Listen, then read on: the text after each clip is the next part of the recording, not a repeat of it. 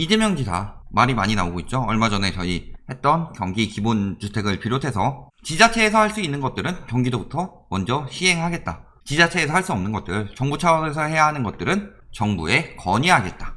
이런 내용들 이야기하고 있는데 어떤 내용들이 있는지 한번 봅시다. 다주택 간부, 공무원 인사 불이익하겠다. 백지 신탁제 기다릴 틈 없다. 도입 요청했죠? 토지세 걷어서 임대주택 공급하고 이거는 뭐 다 환급하겠다. 토지세 걷어서. 지대로 돈 버는 사람들은 자본주의의 기생충이라고 아담 스미스가 그랬듯이 토지세를 걷어서 조금 더 복지에 풀겠다. 한시적으로 부동산 소유권 이전 등기 특별조치법 시행하겠다. 하나씩 살펴봅시다.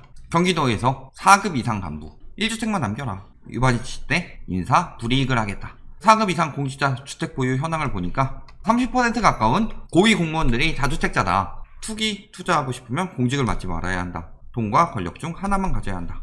경기도에서는 부동산 투기로 돈 버는 일 없도록 하겠다. 투기도 국토보유세로 해결하겠다. 경기도가 증명할 수 있다 라고 하면서 경기도는 먼저 하겠다 요청을 한 거죠. 투기 투자용 토지에 대해서 국토보유세를 도입하고 증세분 전액을 지역화폐로 전국민에게 균등 환급한다. 정부에서 뭐 딴 데다가 호로록 하겠다는 게 아니라 이거 그대로 도민들에게 환급하겠다. 주식 투기랑 부동산 투기가 가장 큰 차이점이 뭐냐? 주식 투기 같은 경우는 주식을 하는 사람들이 일부는 이익을 보고 일부는 피해를 보는 게 주식 투기죠. 근데 부동산 투기는 부동산을 투기를 하려고 했던 사람들이 아니라 그냥 돈 모아서 내 집 마련하려고 했던 사람들 혹은 실거주로 내 집 한 채 마련해서 살고 있던 사람들까지 피해를 입게 되죠. 이런 부분에 대해서 투기를 하는 사람들에게 일부 환수해서 그 때문에 모든 사람들이 피해를 입게 되니까 전액 환급하겠다. 96%가 안 낸다. 얼마 전에도 국민 중에 1%만 종부세 낸다. 그러니까 요걸 가지고 어느 기사에서 반박을 했어요. 집 가진 사람 4.5%가 종부세를 내는데 왜 국민 1%라고 해서 호도를 하냐라고 하는데 실질적으로 이게 호도죠. 국민 전체적인 증세가 아니라 집 가지고 투기한 사람들 해서 집값 띄운 사람들에게 종부세를 부여하겠다. 전체 중에서 1%밖에 안 늘어난다. 집 가진 사람만 여태까지 세금 냈으면은 이게 맞겠죠. 그리고 4.5%도 큰 건 아니죠. 호도하는 언론에서 호도한다고 헛소리를 하고 있어요. 요것도 4%만 낸다.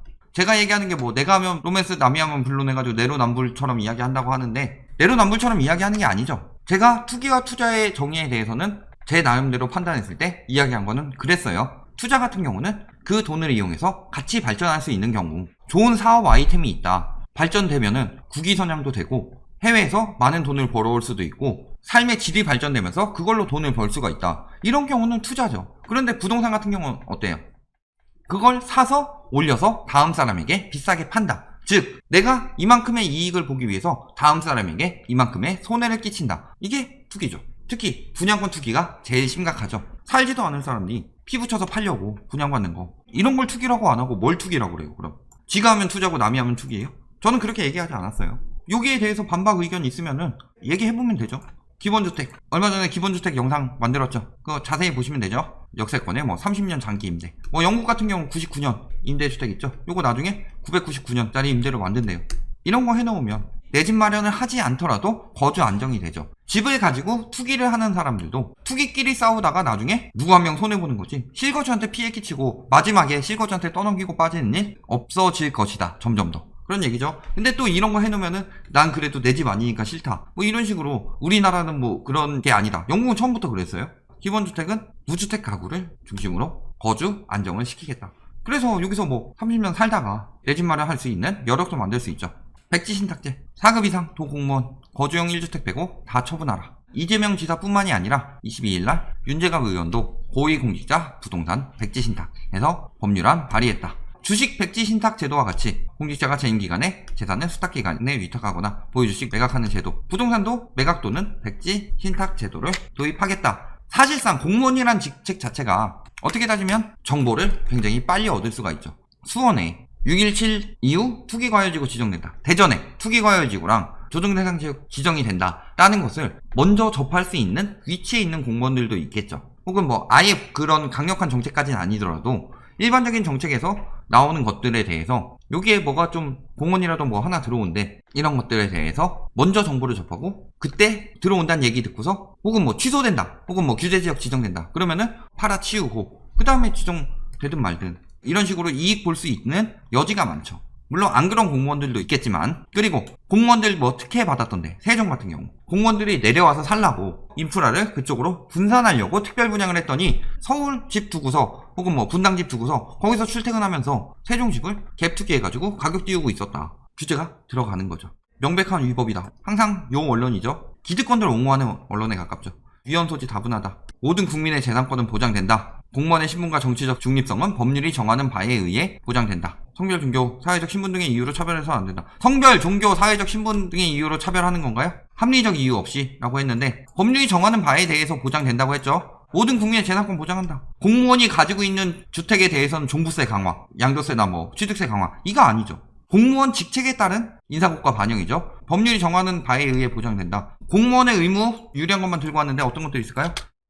청렴의 의무, 요거는 김영란법 이런 거 내용이죠. 하지만 좀 청렴할 필요는 있죠. 영리 업무 하고 있는 거예요. 이것도 큰 틀로 따져보면은 공무회에 영리 업무 하고 있는 거죠. 집값 띄워서 팔려는 거. 그 다음에 공무원 선서 뭐라고 돼 있어요? 대한민국 공무원으로서 헌법과 법령을 준수하고 국가를 수호하며 국민에 대한 봉사자로서의 임무를 성실히 수행할 것이다. 지금 국민이 높은 집값으로 인해 소비가 위축되고 쓸 거 못 쓰고 허리띠 졸라매고 살고 높은 임차료로 고생하고 내 집 마련 못해서 고생하고 이게 국민에 대한 봉사자로서의 임무를 성실하게 수행하고 있는 건가요? 공무원들이 다주택 투기를 하는 것이 가격보다 실거주 여부 따져서 중과세해야 좋은 정책입니다. 이것도 역시 문제가 될 수 있는 게 예를 들어서 임대사업자에 대한 왜 그렇게 과도한 혜택을 줬냐, 저는 잘못된 정책이라고 이야기하지만 규제가 들어가게 되면은 그것을 임차인에게 떠넘기게 되는 상황이 나타난다. 그런데 임대사업자 혜택도 없이 등록을 안 해가지고 규제가 강화됐을 때 그러면 임차인에게 떠넘기는 것이 더 강화될 것이기 때문에 임대사업자 등록을 활성화시키기 위해서 그랬다라는 취지였죠. 지금은 그 임대사업자가 문제가 되니까 뭐 하고 있는 거예요? 실패했으니까 임대차 3법 들어가서 모든 임대업을 임대사업자 등록한 것처럼 만들어서 임차 시장을 안정시키고 그 다음에 하겠다라는 형식처럼 이것도 부작용에 대한 대책을 미리 세워놔야 되죠. 예를 들어 다음 세입자 받으면서 전입신고 해달라 자기 이런 식으로 할 수도 있고 2년 거주해야 된다고 하는데 등록만 해놓고서 뭐 다른 사람들한테 몰래 빌려줘서 여러가지 이제 전입신고와 실거주 여부, 전입신고랑 실거주 여부는 다르죠. 전입신고했는데 실거주 안 한 경우 많죠. 서울에 분양을 받기 위해서 고시원에 돈만 내놓고서 전입신고 안 하는 사람들, 이런 부분에 대해서 좀 확실히 할 수 있는 거, 여기서 뭐 전입신고 같은 거 넣어가지고 실거주 해가지고 중과세 피하겠다, 이런 부분에 대해서 거주 여부를 직접 확인할 수 있느냐, 이런 체제가 갖춰지고 나면은 굉장히 좋은 정책인데 그렇기 위해서는 세부적인 안이 나와줘야 되죠. 그래서 실거주 1가구 1주택에 대해서 세율 완화해야 된다. 예를 들어서 실거주 1가구 1주택도 어떤 짓을 많이 하느냐, 갭투기 안 하고 하는 방법 중에서 일시적 2주택 이용해서 2년 끌어올리고 팔고 뭐 이런 것도 있었죠. 그러면서 실거주들이 몸택하기 시작하면 또 그것도 막을 수가 없다. 전체적으로 고가 규제 강화하고 그 대신에 뭐 지금 뭐 은퇴자들에 대한 환급 강해졌죠. 10%포인트. 재산세는 올랐더라도 부담은 줄어들었다. 이런 것들 만들었죠. 그러니까 사실상 평생 한 채 가지고 마구 떼는 거는 아니고 고가 아파트 한 채 가지고 있는 사람은 내야죠. 그거는 뭐 미국보다도 적은데 실거주 여부를 좀 더 정확히 판별할 수 있고 다주택의 경우는 실거주고 뭐고 다주택의 경우는 강화해야죠. 그 다음에 매물 어디서 많이 나올까요? 법인. 경기도 아파트 굉장히 위험하죠. 이렇게 이재명 지사가 추진하고 있는 거 외에도 경기 수원, 장안, 권선, 영통, 의정부, 평택, 오산, 화성 이런데 거의 10% 가까이 되죠. 이런 데들 법인 매물 쏟아져 나오기 시작하면은 규제는 오히려 더 먼저 강화되고 공무원 다주택 매물 나오고 법인 다주택 매물 나온다. 그렇게 되면 어떻게 될 거예요? 집값이 더 빨리 떨어질 수밖에 없죠. 이미 뭐 법인 많은 지역들 비밀리에 매물 내놓고서 하고 있고 거래량 급감하고 있다. 결론, 공무원들 안 판다. 이들이 이익 보기 위해서 집값 올릴 것이다. 안 되죠. 인사고과 반영한다고 그랬죠. 형사처벌까지 고려하고 있다고 하는데 이거는 그냥 다주택을 가진 공무원들이 아니라 공무원의 지위를 이용해서 부동산 이익을 취할 수 있도록 한 사람들, 이런 경우까지는 형사처벌이 나올 수가 있다. 법인 강화되고 있죠. 그런데 경기도에 법인 투기가 많았다는 거죠. 기본주택으로 임차시장 안정하고 있죠. 그 다음에 아까 이야기 안 했지만 3기 신도시 조기 추진한다. 경기도에 물량 많죠. 공급 폭탄 들어오죠. 이런 점을 다 고려해 봤을 때 경기도 아파트가 가장 위험하다고 볼 수 있죠.